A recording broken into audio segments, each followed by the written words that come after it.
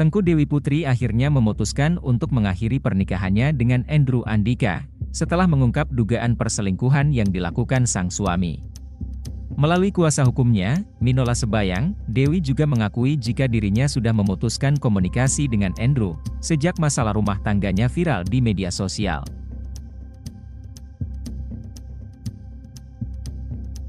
Kalau alasannya mungkin udah pada tahu ya, nggak perlu diulangi lagi ya. Udah sering juga saya curhat di podcast gitu, udah pasti karena sudah tidak ada kecocokan karena perselingkuhan. Kak Dewi, selain gugatan cerai ada gugatan yang lain nggak Kak Dewi? Kalau itu kasih saya tahu bang. Ya, Belum sih. Kita masih konsul. Hak asuh anak atau gono gini Kak?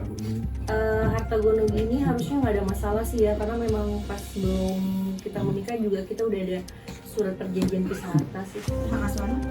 Hak asuh anak, nah itu belum diomongin, mungkin nanti biar Bang Minola yang lebih ngerti ya. Kak Dewi mau nanya, ini kan dalam kondisi hamil menggugat cerai suami ya, terus gimana sih nanti perjuangan kedepannya setelah melahirkan, atau mungkin nanti akan comeback ke dunia entertainment kan, terus seperti apa gitu perjuangan? Perjuangannya yang pasti ya menjalani hidup aja, cuma bedanya sekarang kan tanpa suami ya, jadi sendiri, jadi single mom ya, lebih mungkin aku akan lebih semangat lagi buat kerja. Kalau di entertain ya masih, karena itu tidak mempengaruhi aku bercerai atau tidak sih, karena memang itu udah pekerjaan aku kan. tapi kalau kepikiran itu nggak Andre ketika nanti lahiran atau seperti apa? Aku sih pengennya sama Andrew itu bisanya semuanya kita selesaikan baik-baik, jadi nanti urusan anak dari sekarang juga aku tidak melarang sih, jadi dia masih quality time juga kadang sama anak aku. Kak Dewi kan sebelumnya katanya mau fokus lahiran dulu baru memikirkan gugatan, tapi kenapa apa yang membuat Kak Dewi mempercepat istilahnya kayak gitu Kak?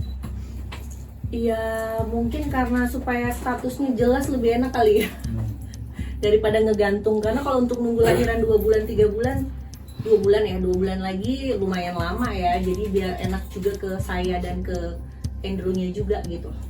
Andrew sendiri masih suka nemuin Kak Dewi? Enggak, aku udah nggak ada kontak lagi, cuma urusan anak aja lewat babysitter. Kalau untuk nafkah sendiri Kak mungkin masih suka ngasih juga atau gimana sih? Apa emang benar-benar udah stop sejak ketahuan? Karena nggak ada komunikasi, jadi saya nggak ada ngobrolin soal nafkah juga sih. Nah, ini dari Andrew-nya yang memutus komunikasi atau ada larangan dari Dari saya dulu, maksudnya biar statusnya ini kan jelas dulu. Saya kan lagi memproses. Ya. Jadi supaya fokus, nggak ada pikiran untuk apa ya. Kalau misalnya banyak masukan gitu kan pusing ya. Jadi aku cut dulu aja sampai ada statusnya benar-benar jelas. Apa karena takut dulu gitu Kak? Ya mungkin bisa jadi ya. Tapi dari Andrew-nya nggak ada kayak usaha buat jalin komunikasi bagaimana gitu kan?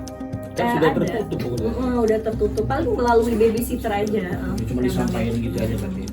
Nah, tapi dari Agus ini ada peluang mempertahankan nggak sih sebenarnya sebelum Bapak Dari siapa? Dari siapa yang Dari mempertahankan? Andrew sendiri ada Gimana? Ya jadi gini, itu juga pertanyaan yang saya ajukan ke Tengku pada waktu itu ya. Jadi saya bantu mewakili Dewi dengan menjawabnya. Jadi simpelnya seperti ini. Kalau memang misalnya Andrew itu menghormati perkawinannya dengan Tengku Dewi dan betul-betul ingin menjaga agar rumah tangga itu tetap berjalan dengan baik, harusnya Andrew tidak melakukan apa yang dia lakukan hari ini. Ya, salah, oke, semua orang berubah salah. Tapi kalau misalnya salahnya itu berulang-ulang dan salahnya itu hal yang sama terus-menerus selama hampir kurang lebih 11 tahun dalam rumah tangga ya. Kalau berumah tangga 7 tahun. 7 tahun 5 ya. tahun pacaran. Nah, 7 tahun berumah tangga. Ini kan membuat Tengku Dewi berpikir Andrew tidak sungguh-sungguh. Jadi kalau memang misalnya dalam lisannya dia mengatakan sungguh-sungguh ingin mempertahankan rumah tangganya, sungguh-sungguh menyayangi dan mencintai Tengku Dewi, sungguh-sungguh ingin memberikan segala sesuatunya untuk kepentingan anak dan istri, perbuatannya tidak menunjukkan hal seperti itu gitu. Karena kembali lagi Andrew melakukan kesalahan yang sama yang sudah lebih dari 2 kali dimaafkan oleh Tengku Dewi. Jadi dengan kondisi seperti itu ya kita harus mengartikan Andrew tidak sungguh-sungguh ingin mempertahankan rumah tangga. Itu juga yang membuat Teguh Dewi akhirnya sampai kepada pemikiran dia harus fokus untuk mengajukan gugatan perceraian, statusnya jelas. Karena kalau misalnya berulang-ulang ini nggak selesai-selesai, Dewi akan terus mendapatkan tekanan secara mental, terus kemudian akan menghadapi situasi yang sama seperti yang dialami hari ini, dan itu tidak baik buat kesehatan mentalnya, dan Dewi juga berharap untuk berbahagia. Saya kira seperti itu ya.